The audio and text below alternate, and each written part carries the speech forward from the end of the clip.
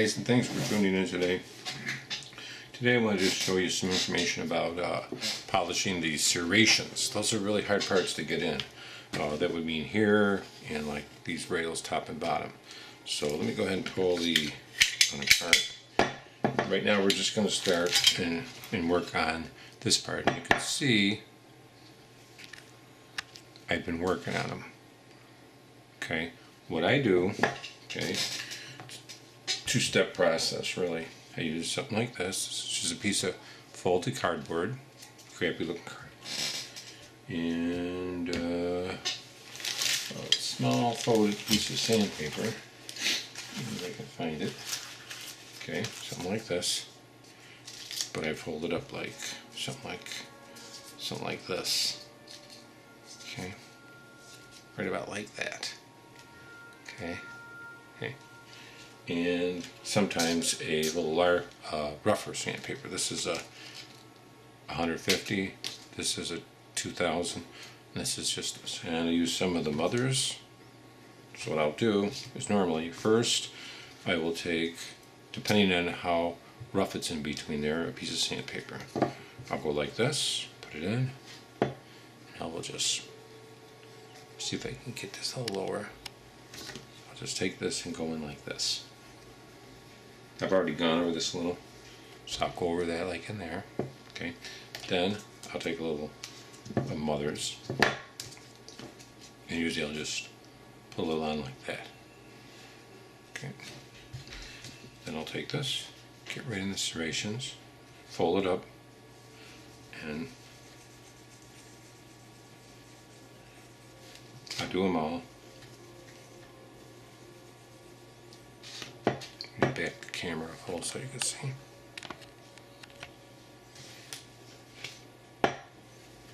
Just keep doing. Bottom line, trying to get it smooth in there. Then you can reverse the side like this.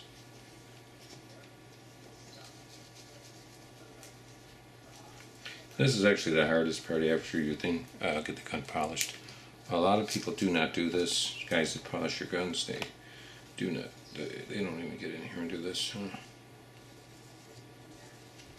And just, you can use all four sides of it.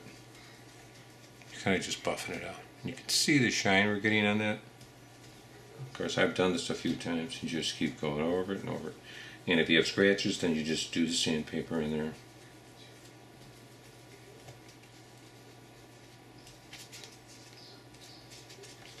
And you just keep doing it.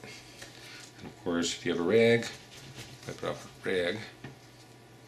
Then if you can get in there with your rag, it's a buff a little. Of course, that piece of paper would probably be just as good.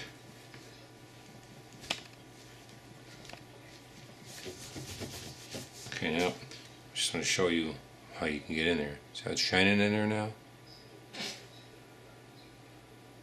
So a little scratches still, it's not bad, but you just keep going over it in your spare time. That's how to clean into like the serrations or the rail.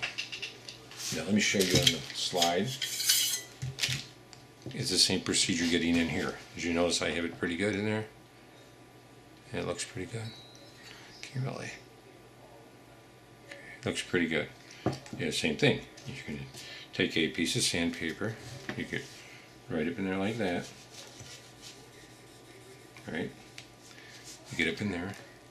Then you take a piece of this with some compound in it. Right? And you get in there. You just got to keep repeating it. And then if you keep doing that, it just shines it. So then your serrations will look pretty good. And the same thing for the bottom ones. You do the same procedure. But I just want to go through that and show you that's how I get in those serrations. You can use a Dremel. The problem with a Dremel, Dremel will probably be too powerful. It'll probably be like something that you can just eat a hole right in there. So that's how I do it. And like I say, I usually just leave the gun together when I'm doing it. And of course, this is the area I'm working on tonight. So compound in here, get that out.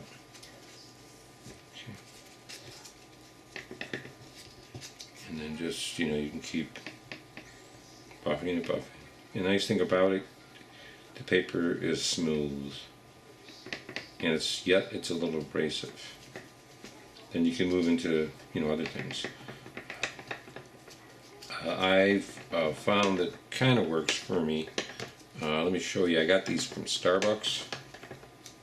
They're like these wooden mixers they give you. They look something like this. And you could probably put a piece of sandpaper and go in there like that and do it. But you'd have to glue the sandpaper to it. I was going to do it, but then I just got a little lazy. But for getting in there, see, so it just depends in this area. You might have to sand it a lot because there could be pitting, not pitting, but in the stainless steel, the die marks when they cast these guns, it might look a little shitty. So.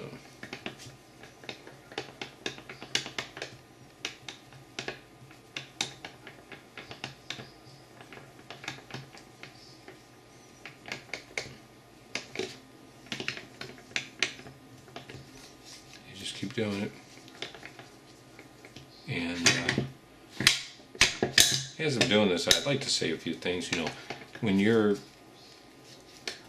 contemplating getting work done, okay, you want to take it out somebody, get it done, you have to be very, very careful. Like I brought this up before, if you find somebody that is going to polish it, if you're like so many people that have black hardware, especially in the Desert Eagles, I had the people offer me to electroplate it and only nickel and gold. Now gold, you definitely probably want that. Do not want that because that wears. Gold is a very wearable material, wears very fast. You probably want titanium, and most places don't do that. But what you could do, if the place is going to nickel plate it, and if they do a bright nickel, have them do the bright nickel. After they do the bright nickel, send it out and get it titanium coated. Then it'll shine. It'll look really good. I'm actually thinking of that on this. Before when I get the parts back, before I put them together, it's just going to be an added expense. But the nice thing about it, it'll be chrome plated before I go ahead and titanium coat it, but I don't know yet. The jury's out. And you basically just keep doing this for hours and hours and hours. Yesterday, no lie guys, cleaning up serrations and the areas in here like this, I was up 8 hours. Well, actually all night. And then I went down, slept, had a big fat piece of turkey. So guys, I just wanted to bring that up. If you're thinking of doing this, getting in there is really, it's looking so nice in there. But like I say, then you'll have to always refresh it. You could just use a Q-tip, put a little compound in there. This is good to get it in there. To keep putting more compound in there. And then you get your paper again. Of course, your paper will wear out, so. But this is actually a piece of cardboard. So that's the thing in a nutshell. Thanks for all the very nice comments by Gun Lover, Precision Marksman, everybody else that's out there. I really appreciate all the comments. Let me just do one thing here. I'm going to try something. I just have to do something here real quick, guys.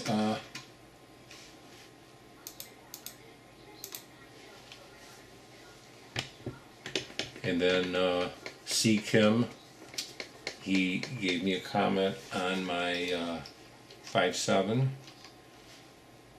Of course, Tetsi uploaded something. Elvis Perez, he's been doing a lot of commenting. I guess he was thinking about getting some work done on his gun. He wanted to, let's see, he'll send it out to be plated, polished, or gold plated. If, like I say, you want to get your gun gold plated, I would recommend titanium nitride gold. There's a few places you can get it done. I'd recommend Coating Services Group in Riverside, California. The guy you want to get in touch with is Jeff Grant. Tell him you see my video here, he'll take care of you. He's a pretty nice guy. It used to be John Salazar, but he is actually working at a different company now, so he wouldn't be able to help you out there. But Jeff Grant is the nice guy. He is very responsive. You can actually go over to Titanium Gun. That's the website, Titanium Gun. And they have all the price lists and everything. If you want to figure out how much something will cost you. If you want to get the gun 24 karat gold plated or nickel or black oxide, he does some PVC finishes, or chrome or nickel, you go to a place called Ford's Refinishing, Crystal River, Florida. Okay, and he does a great job. He does most of the Desert Eagles for Magnum Research. He can probably polish your gun too. Myself, because of the time and the added expense, I would just get the equipment and do it yourself. You're not going to hurt stainless steel. You know. Okay, so for tonight, I did enough here on this. Let's see how it looks. It looks pretty good. And if you just keep going over it. So that's what I wanted to show you. That's just a little tip that I don't know if you guys know about. So, you know, all you need is just a piece of, like, then you just throw it away. I just usually have a cricket box here, and if I get, you know, I just get another fresh piece here, I get a fresh piece, and you can get right back in there and start doing it again, and it'll start wearing. And then if you put a fresh piece in there, you'll even get a better shine. You just do this one time, I'll do it. That's after you get that in there. And yeah, it's picking up a nice shine now. It's got a little mark still on it, and I might have to run this fine sandpaper in there again, but that's kind of how I do these rails and the serrations. Thanks a lot, guys, for watching.